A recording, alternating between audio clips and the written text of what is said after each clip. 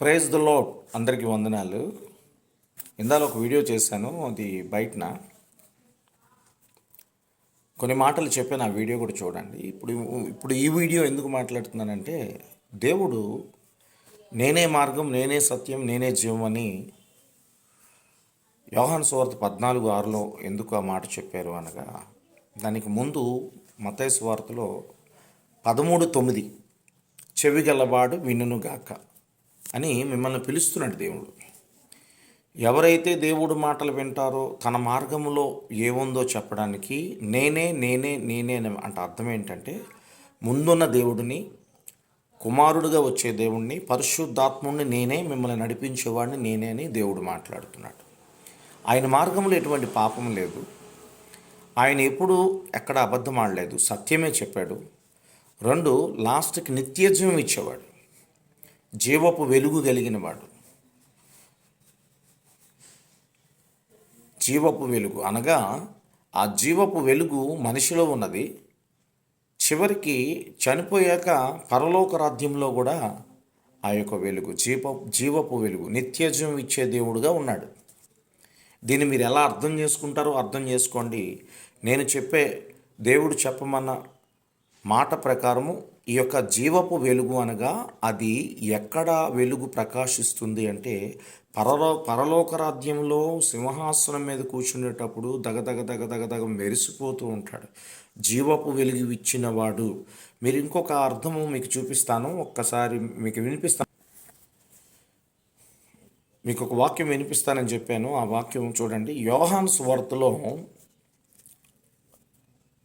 4వ వచనం, ఆయనలో జీవముండెను, ఆ జీవము మనుషులకు వెలుగై ఉండెను. దేవుడికి స్తోత్రం చెప్పండి.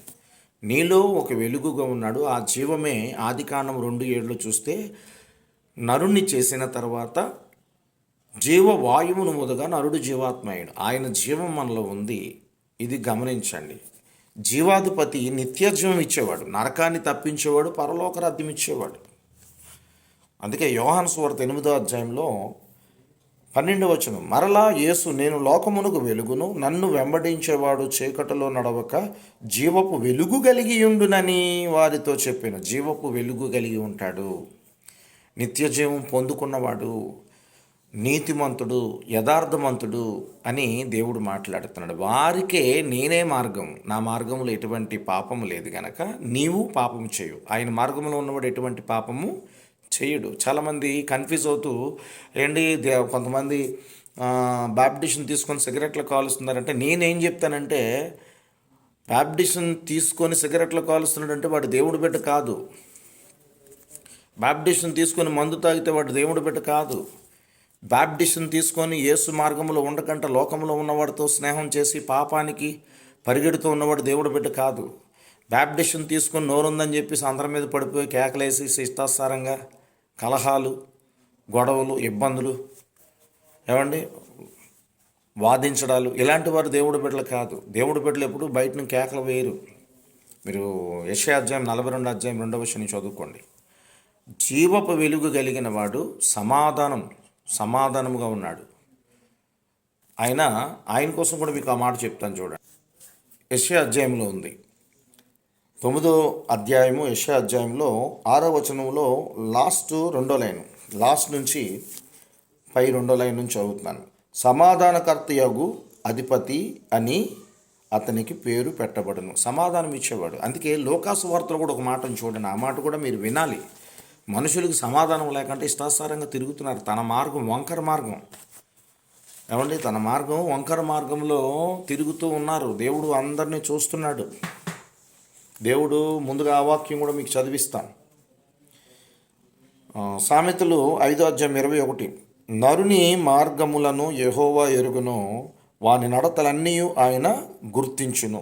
చూస్తున్నాడు, నరుని మార్గం చూస్తున్నాడు. మీ మార్గములు మంచివి కాదు కనుక, మీ మార్గం లోకంలో ఉన్నాయి కనుక, పాపం చేస్తున్నాయి కనుక, ఆ మార్గము నిత్య నరకానికి తీసుకెళ్ళిపోతే, నా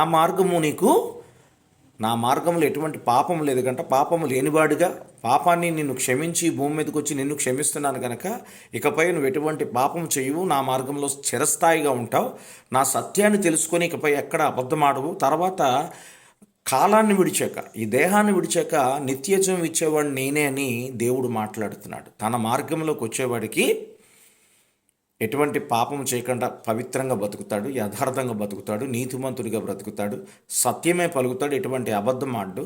ఒక దినము నిత్యజీవం ఇచ్చేవాడుగా ఉన్నాడు. జీవాధిపతి ఆయనే. దేవుడికి స్తోత్రం చెప్పండి. ఆయనే పరలోక రాజ్యంలో ఉంటాడు. ఆయన చూసే భాగ్యము ఎంతమందికి కావాలి? దేవుడికి స్తోత్రం చెప్పండి. ఎంతమందికి కావాలి? హల్లెలూయా. అందుకే లోకాసు వార్త ఒక మాట, ఆయన ఎందుకు వచ్చాడు, ఈ మాట చదివి నేను ముగిస్తాను. స్తోత్రం చెప్పండి. లోకాసు వార్త 2వ అధ్యాయంలో ఉంది ఈ మాట. ఎంతమందికి అంటే ప్రతి ఒక్కరికి సమాధానం లేదు. సమాధానం లేకుండా ఇష్టాసరంగా బ్రతుకుతున్నారు చాలామంది. అందుకే దేవుడు ఏం చేశాడంటే భూమి మీదకి దిగొచ్చాడు డైరెక్ట్గా.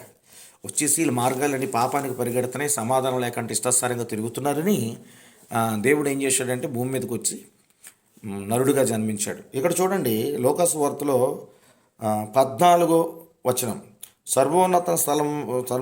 సర్వోన్నతమైన స్థలములలో దేవునికి మహిమయు ఆయనకి ఇష్టలైన మనుషులకి భూమి మీద సమాధానము కలుగునుగాక అని దేవునికి స్తోత్రం చేయుచుండెను. దేవుడికి స్తోత్రం చెప్పండి.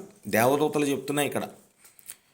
సర్వోన్నతమైన స్థలములలో దేవునికి మహిమయు ఆయనకి ఇష్టలైన మనుషులకి భూమి మీద. చూసారా, ఎవరైతే ఆయనకి ఇష్టలైన మనుషులు ఉంటారో వారు ఎటువంటి పాపము చేయకుండా బాప్టిజం తీసుకొని రక్షణలో, దేవుడు ఆల్రెడీ పాపము నుంచి మనల్ని విడుదల పొందించాడు కనుక ఇంకా పాపం కాస్త చూడకంట, కక్కినికుడు కాసుపడకంట, దేవుణ్ణి చూస్తూ ఈ భూమి మీద దేవుడు సృష్టించిన ప్రతి ఒక్కరిలో దేవుడు ఉన్నాడని గమనించి ఎటువంటి పాపం చేయకుండా, దేవుడి కోసం బ్రతికిన వాడే ఎటువంటి పాపం చేయకుండా సత్యాన్ని ప్రకటిస్తూ ఉంటాడు.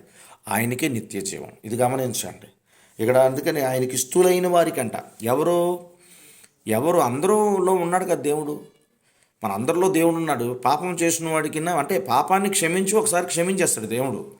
తెలుసో తెలుగు రెండోసారి క్షమిస్తాడు. ఇంకా అదే పని మీద పాపంతో ఉంటే ఎందుకండి? సింపుల్. ఇవాళ పోలీసుడు దొంగోడిని పట్టుకుంటాడు. దొంగోడిని, అయ్యా ఫస్ట్ టైం అయ్యే దొంగతనం చేశాను అంటాడు. మరి ఆ పోలీసు అధికారి ఫస్ట్ ఒక అవకాశం ఇచ్చి వదులుతారు. రెండోసారి మళ్ళీ ఆడు దొంగతనం చేసి పట్టబడితే శుభ్రంగా కొడతాడు. కొట్టిన తర్వాత మరొకసారి అవకాశం ఇస్తారు. మళ్ళీ ఇంకో అలాంటి చేయకూడదురా జాగ్రత్త అని. మళ్ళీ మూడోసారిగా దొంగతనం చేసి పడితే ఏమైపోతుంది? ఇది ఊరుకుంటాడు పోలీసు అధికారి? ఊరుకోడు. వీడికి దొంగోడు కనుక అందరిని ఇబ్బంది పెడుతున్నాడు కనుక ఎక్కడ దొంగతనాలైనా పిలిచి ఇన్ని కూడా అరెస్ట్ చేస్తుంటారు. ఎలా నువ్వుగానే చేసావా? ఒక మచ్చ. పోలీస్ అధికారులే ఇక్కడ ఒక దొంగోడిని తేడాగా తిరిగితే నిలదీస్తున్నారు. మరి దేవుడు ఊరుకుంటాడంటారా? క్షమించబడ్డాక మనం ఇంకా పాపంలో తిరిగితే ఊరుకుంటాడంటారా? భ్రష్ట మనసు హ్యాండ్ చేసేస్తాడు ఆయన. రోమపత్రిక 1వ అధ్యాయం 28వ వచనం చదవండి. దేవుడికి నీ హృదయంలో చోటు ఇవ్వలేదు కనుక నిన్ను భ్రష్ట మనసు హ్యాండ్ చేస్తానంట. భ్రష్ట మనసు ఎవడు? సాతానుగాడు. ఇంకా ఆడికి వదిలేస్తాడు. ఇంకా ఆడు ఎన్ని చేసినా, ఎన్ని రకాలు చేసినా ఇంకా ఫ్రీ. ఇంకా ఇది పట్టించుకోలేదు కనుక ఇన్ని వదిలిపెట్టేస్తాను. ఎందుకంటే నా మనుషులు ఎప్పుడు సమాధానంగా ఉంటారు.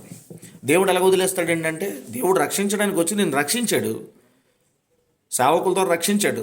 మరి నువ్వు రక్షించబడకంటే నువ్వు ఇష్టాసారంగా తిరిగితే ఊరుకుంటాడా? ఆలోచించండి. దేవుడు అంటాడు తనకిష్టమైన మనుషుల్ని మాత్రం కాపాడుకుంటాడు.